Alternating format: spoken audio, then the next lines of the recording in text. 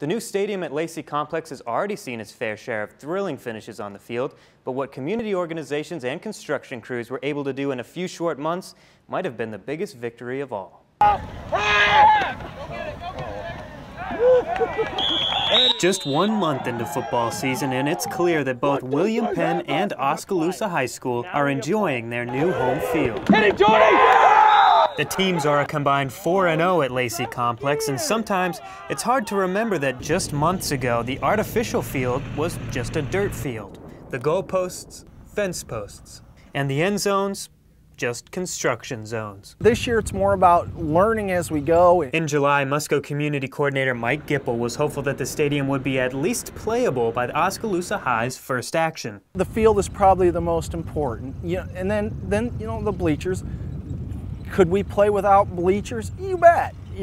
Heck, most people I know go to a football game and don't sit anyway. However, just weeks before the opening kickoff, workers were still laying concrete and the stadium was without a single blade of artificial grass. Musco CEO Joe Crookham, who was one of the new stadium's biggest advocates, says he heard concerns. If I'd have taken all the bets on the fact we wouldn't have it ready to play the first game, we could have paid for the stadium. Just days before the first game, the grass arrived and crews began to work around the clock, laying the turf, cutting it to size, laying in the field numbers, building railings, and finalizing the stands. Frantic would probably describe the issue. It was a pretty frantic push to get the things done. It's unbelievable how fast all of it went up. By the Oskaloosa High School Old Shoe game, the stadium was ready for its debut.